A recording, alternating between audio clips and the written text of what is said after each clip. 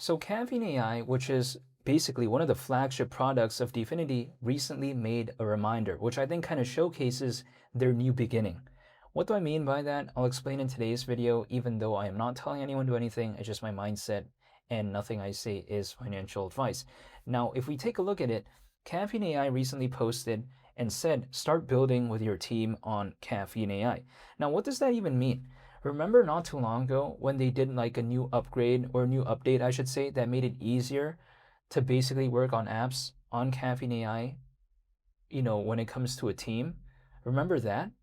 Basically, they're reminding people about that again. And I think this right here is a pretty monumental step when it comes to Caffeine AI moving forward. And the reason why I say that is because if we take a look at it originally, Caffeine wasn't really built for like a team to work on in this case, right?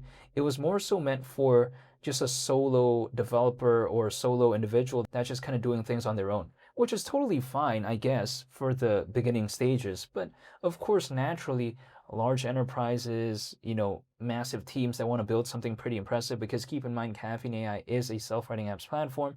So of course, typically when a massive team wants to build an app, they don't only just want to have one person doing everything, they want to have a team. And again, I think Dfinity, deep down, they realized that, yeah, we need to do that. And exactly, they did that, which apparently now, if we take a look at it, Caffeine AI is just a much better place for teams to actually build on. I've used this example before, but I'm just going to kind of give an example, right? It's like, for instance, Google Docs, like many people can work on it at the same time. It's kind of no different in the case of the recent update that I saw when it comes to Caffeine AI. Now it's not just one person doing everything. Now there can be a team effort, which is not only going to help things launch faster, it's going to help, identify issues quicker. And also on top of that, it's going to make it much more appealing for enterprises to actually care about. So this is a pretty impressive step, I think, for Caffeine AI, which is, again, one of the flagship products of Dfinity. And then also on top of that, inherently, I think it's, of course, going to affect the internet computer as well. So when people like to tell me, wow, there's nothing really going on, I mean, yes, in terms of the price charts, I definitely agree with that. The internet computer hasn't really done much of anything ever since my last video. It's still around $2. What can I really talk about there? But at the same time, when it comes to Caffeine AI and seeing that and seeing the reminder that they posted lately, I'm pretty impressed. And I think it really showcases just how seriously Dfinity is treating Caffeine AI, because a lot of people thought that, they're going to kind of not care about it. But so far, we've seen version 3. We've also seen it be upgraded, or should I say updated, to actually make it easier for teams to build on. And who knows whatever else they're planning moving forward. That's the thing. And I think all of this right here is really preparing it for eventually later on if the market were to recover. Because keep in mind, when it comes to this space overall, if let's say the market isn't doing the best, historically, we've seen that developers don't really want to enter. They typically don't want to build things if the market isn't doing the best. But they care when. They care usually if the market were to recover. So then, of course, any upgrade, any update that happens when it comes to any of the flagship products, when it comes to Dfinity, be it Caffeine AI, be it OIC, be it, let's say, in the case of the upcoming full-on launch of Cloud Engines or the upcoming launch of Multidex, any improvements or updates or upgrades in regard to that, it's going to hypothetically matter eventually later when developers start caring and when the market starts, being good again and people start, I guess, caring about something like this maybe. So it's just kind of a preparation. Anything positive that happens to any of their flagship products in the case of Dfinity, I don't think it's a bad thing. No matter if it happens when the internet computer is at around $2, no matter if it happens if the internet computer is at around $3, whatever. As long as I still see upgrades, as long as I still see updates, I could care less about what's going on when it comes to the price charts.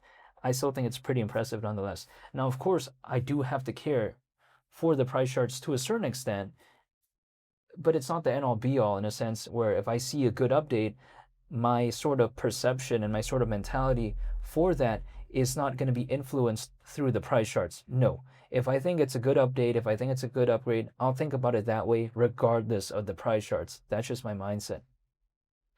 Now, people like to say, well, if Caffeine AI keeps upgrading and keeps updating, Well, why is nothing really happening to it?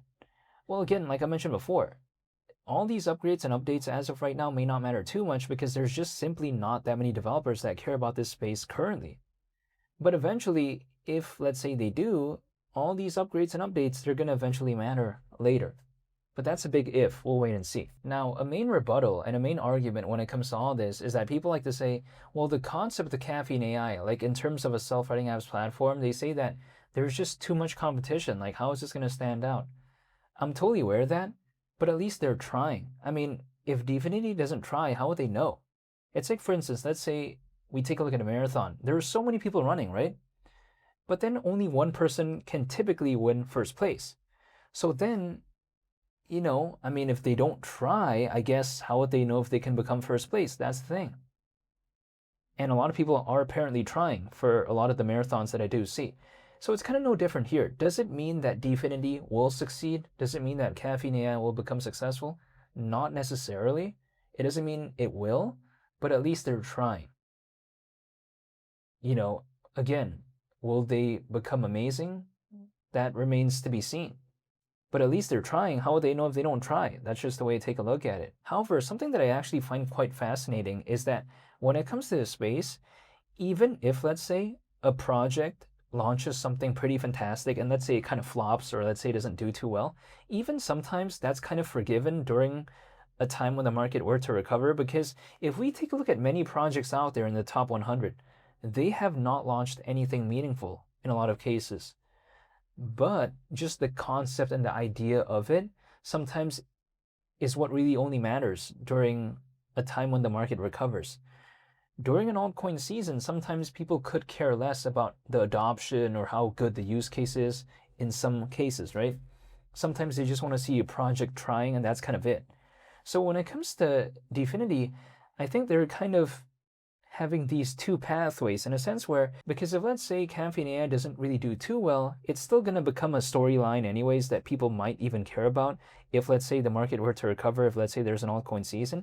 But on the flip side, if let's say it does have good adoption and let's say it does do well, then it's a good thing as well, right? So it's kind of like a no lose-lose situation. You know what I mean? Because I don't know why they would lose by launching a product like that. If it doesn't do too well, it's still, something to talk about anyways later if the market were to recover. But if it does do well, then okay, good. So it's not really bad either way. So again, when people like to say, well, Caffeine AI was a waste of resources, I don't think so. That's just my perspective. And again, the internet computer is still at around $2. What can I really do about this? I can't do anything.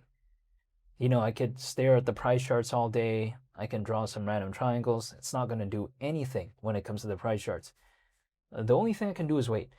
Just some food for thought, right? There's over 600 million owners when it comes to this space, collectively speaking. I'm just one person. Even if I left the internet computer or whatever, the internet computer would have no meaningful difference. Like, it'd still be at around $2. You know what I mean? Even if I started caring about this so much, it'd still be at around $2. I can't do anything when it comes to this whole space, let alone the internet computer. The internet computer, keep in mind, it's ranked 48th in the world in terms of market cap within this space. I'm just one person. What can I do about that? Zero. Either I'm in here or I'm not. Either I leave or whatever. It's not going to do anything when it comes to their computer, and it's also most certainly not going to do anything when it comes to this space. So all I'm doing is just waiting, that's it. I mean, I don't have to be a part of this space. It's purely voluntary for me, but I'm just a little bit curious, and I'm just wondering what could happen. So yeah, I'm waiting. Am I maybe going to have to wait for years? Probably, who knows, right? But at the same time, I don't mind, because I have that mindset where I'm treating it like a marathon. It's not a sprint to me. So again, long story short, seeing how Caffeine AI is constantly being improved on, like again recently, how they made it more usable for teams to collaborate on, and then also on top of that, them reminding people lately in regard to this upgrade or feature, I should say, or whatever, they would even like to refer to it as. Seeing that, I thought it was just pretty impressive, so I felt like talking about it. But you know what? If I do see anything, basically, regarding Dfinity and any of its products, or let's say in the case of the internet computer, I'll be sure to make a video on it. So hopefully y'all stay tuned for future upcoming videos. I want to say thank you so much for watching. It's been Lee the Captain, and I hope you all have a very wonderful day.